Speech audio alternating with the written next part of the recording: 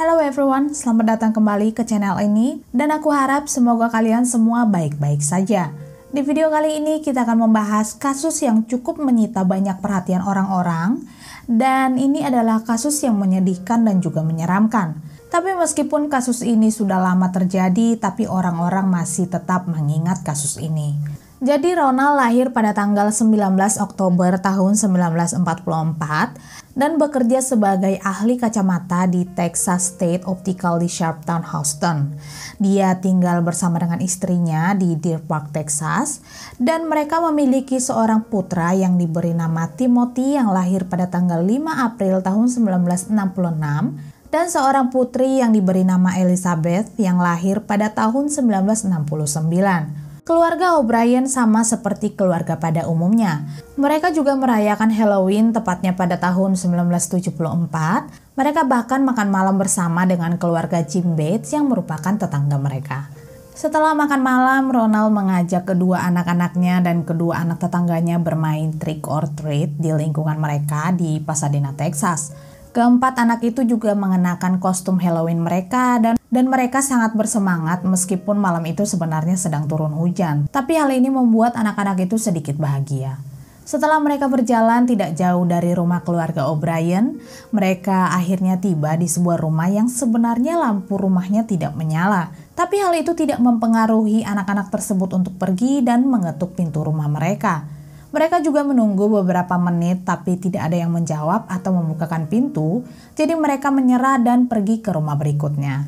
Tapi Ronald tetap tinggal di rumah itu, dia menunggu si pemilik rumah membukakan pintu rumahnya. Hingga beberapa saat kemudian, Ronald menyusul anak-anak tersebut dan memberikan 5 pixie sticks dengan panjang 21 inci pada mereka, seperti sedotan yang berisi gula bubuk di dalamnya. Dia bilang kalau dia mendapatkan pixie sticks itu dari rumah sebelumnya, rumah yang lampunya tidak menyala, di mana akhirnya si pemilik rumah membuka pintu dan memberikannya beberapa permen. Ronald kemudian memberikan masing-masing permen tersebut pada Timothy, Elizabeth, kedua anak Jim Bates, dan pixie sticks yang terakhir diberikan pada seorang anak tetangga lainnya yang berusia 10 tahun yang dia kenal dari gerejanya. Lalu ketika mereka kembali ke rumah, Ronald memberitahu Timothy dan Elizabeth kalau mereka dapat memilih satu permen untuk dimakan sebelum mereka tidur. Dan Timothy memilih pixie sticks yang sebelumnya diberikan ayahnya, sementara Elizabeth tidak diketahui apa yang dia pilih saat itu. Timothy lalu mencoba untuk membuka permen pixie sticks itu, tapi dia mengalami kesulitan mengeluarkan permen bubuk dari sedotannya, hingga akhirnya Ronald membantunya melonggarkan sedotannya. Setelah Timothy memakannya, dia bilang kalau rasanya sangat pahit, padahal pixie sticks adalah permen yang seharusnya memiliki rasa manis dan juga asam. Ronald kemudian memberikan putranya minuman Kool-Aid untuk menghilangkan rasa pahit di mulutnya. Tapi tiba-tiba Timothy mengeluh kalau perutnya sakit, dia juga berlari ke kamar mandi dan mulai muntah tak terkendali dan juga kejang-kejang. Ronald kemudian menggendong putranya saat dia muntah hingga Timothy lemas dalam pelukannya dan melihat kondisi putranya itu, Ronald membawa putranya ke rumah sakit, tapi Timothy meninggal dalam perjalanan menuju rumah sakit atau lebih tepatnya kurang dari 1 jam setelah dia mengkonsumsi permen pixie sticks tersebut. Malam itu juga kabar meninggalnya Timothy menyebar dengan cepat di daerah itu dan hal itu benar-benar membuat masyarakat ketakutan apalagi saat mereka mengetahui Timothy meninggal akibat permen Halloween yang ternyata mengandung racun. Para orang tua kemudian menyerahkan semua permen yang didapat oleh anak-anak mereka ke kantor polisi untuk diperiksa dan sementara itu pihak kepolisian juga sudah melakukan otopsi pada tubuh Timothy. Dan mereka berhasil mengungkapkan kalau pixie sticks yang sebelumnya dimakan oleh Timothy ternyata telah dicampur dengan potasium cyanida dengan dosis fatal. Bahkan menurut ahli patologi yang menguji pixie sticks mengungkapkan kalau permen yang dikonsumsi Timothy yang berusia 8 tahun mengandung cyanida yang bisa menyebabkan 2 orang dewasa meninggal. Tidak hanya itu saja, dokter juga bilang kalau residu dari cyanida yang ada di mulut Timothy akan menyebabkan seseorang meninggal jika mereka mencoba melakukan CPR padanya. Lalu setelah dikonfirmasi bahwa penyebabnya adalah cyanida, Ronald memberitahu pihak kepolisian kalau itu semua terjadi setelah Timothy mengkonsumsi pixie sticks. Kemudian pihak kepolisian dengan cepat bertindak dengan memanggil keluarga Bates dan orang tua dari anak yang menerima permen Pixie sebelumnya. Dan untung saja saat itu tidak ada yang mengkonsumsi permen tersebut selain Timothy. Orang tua dari anak terakhir yang Ronald berikan permen itu bilang pada polisi kalau awalnya mereka tidak dapat menemukan permen Pixie tersebut, jadi mereka sempat ketakutan, mereka mengira anak mereka telah memakan permen Pixie itu. Jadi mereka berlari ke atas di mana anak mereka ternyata tertidur dengan permen di tangannya karena dia kesulitan membuka permen Pixie tersebut yang ternyata disegel dengan stapler. Baik pihak kepolisian maupun masyarakat tidak memiliki kecurigaan sama sekali terhadap Ronald. Mereka hanya berasumsi kalau ada orang di lingkungan itu yang mencoba meracuni anak-anak mereka hingga menyebabkan seorang anak meninggal. Lalu pada saat acara pemakaman Timothy, tim penyidik juga hadir di sana untuk melihat apakah ada orang yang mencurigakan. Dan benar saja mereka curiga terhadap seseorang yang tidak lain adalah Ronald O'Brien yang juga ayah kandung Timothy. Mereka melihat Ronald tidak seperti seorang ayah yang kehilangan anaknya. Dia tidak memiliki emosi ataupun menunjukkan kesedihan apapun. Dia bahkan memberikan pidato pada saat itu dan mengatakan beberapa kata yang manis tentang Timothy. Lalu polisi bertanya dari mana dia mendapatkan permen tersebut, tapi Ronald bilang kalau dia tidak bisa mengingat lokasi rumah tersebut. Dan hal ini benar-benar membuat polisi menjadi curiga karena Ronald dan tetangganya hanya membawa anak-anak mereka ke rumah-rumah di dua jalan karena hari itu sedang turun hujan. Tim penyidik bahkan semakin curiga saat mengetahui bahwa tidak ada rumah yang mereka kunjungi yang memberikan permen Pixie Stick. Lalu setelah Ronald berjalan di sekitar lingkungan itu sebanyak 3 kali bersama dengan polisi, Ronald akhirnya membawa polisi ke rumah yang awalnya tidak membukakan pintu. Dia juga bilang kalau dia tidak melihat wajah orang yang memberikan permen itu. Dia hanya melihat lengan seorang pria melalui celah di pintu yang dia gambarkan dengan lengan berbulu. Setelah diperiksa, ternyata rumah itu dimiliki oleh seorang pria yang bernama Courtney Melvin, seorang pengatur lalu lintas di Bandara Internasional di Houston, Texas, yang ternyata belum pulang kerja sampai jam 11 malam itu.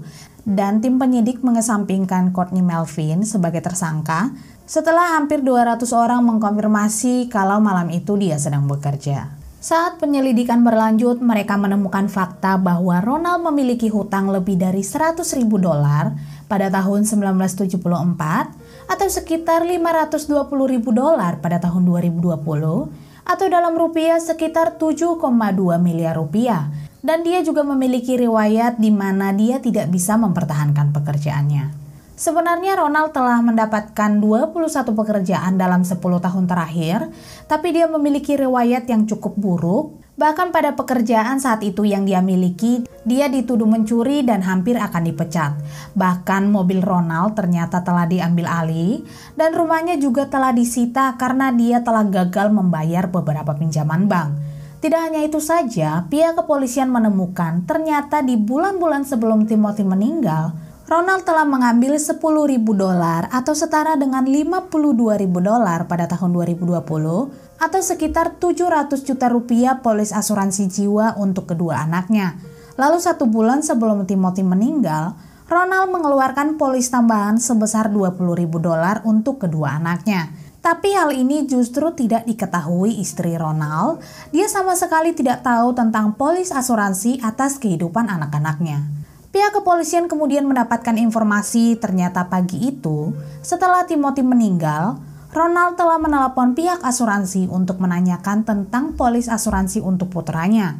Tidak hanya itu saja, setelah diselidiki lebih lanjut, tim penyidik menemukan kalau Ronald mengunjungi toko bahan kimia di hari Halloween, tapi dia pergi ke sana tanpa membeli apapun, sementara dia membutuhkan jumlah yang jauh lebih banyak. Salah seorang pekerja yang bekerja di toko kimia hari itu diwawancarai oleh polisi dan mengungkapkan kalau dia memang tidak ingat dengan wajahnya, tapi dia ingat seragam pria itu yang ternyata sama persis dengan seragam milik Ronald yang dia gunakan untuk bekerja. Hal ini benar-benar membuat polisi curiga kalau Ronald telah membubuhi permen dengan racun hanya demi mengumpulkan polis asuransi jiwa mereka.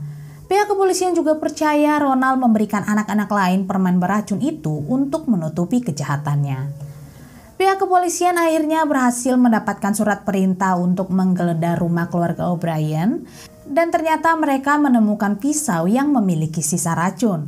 Meskipun polisi tidak pernah menemukan kapan atau di mana Ronald membeli racun itu, tapi kemudian dia ditangkap atas meninggalnya Timothy pada tanggal 5 November tahun 1974. Dia kemudian didakwa atas 1 tuduhan pembunuhan dan 4 tuduhan percobaan pembunuhan.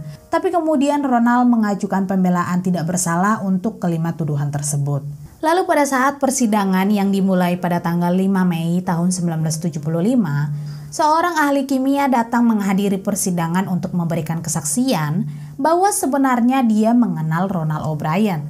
Dia bersaksi bahwa pada musim panas tahun 1973, Ronald menghubunginya menanyakan tentang berapa banyak racun yang dibutuhkan untuk bisa melumpuhkan beberapa ekor hewan. Ronald juga menanyakan pada salah seorang rekan kerjanya yang juga hadir di pengadilan untuk memberikan kesaksian mengenai berapa banyak sianida yang dibutuhkan untuk bisa membuat seseorang meninggal. Dan sebenarnya meskipun saat itu Ronald tiba-tiba tertarik dengan hal yang tidak biasa, mereka justru menganggap kalau itu adalah pertanyaan yang umum. Jadi awalnya mereka tidak menaruh curiga sama sekali, sampai akhirnya mereka mendengar kasus ini, mereka baru menyadari setiap pertanyaan aneh yang beberapa bulan sebelumnya dia tanyakan. Pada saat persidangan, kakak ipar Ronald juga memberikan kesaksian, di mana pada hari pemakaman Timothy, Ronald justru berbicara mengenai uang asuransi putranya yang akan dia gunakan untuk liburan panjang dan akan membeli barang-barang lainnya. Selain itu, istri Ronald juga mengungkapkan kalau sebenarnya malam itu Timothy tidak memilih permen Pixie Sticks, tapi Ronald sendirilah yang memaksa putranya untuk memilih permen tersebut.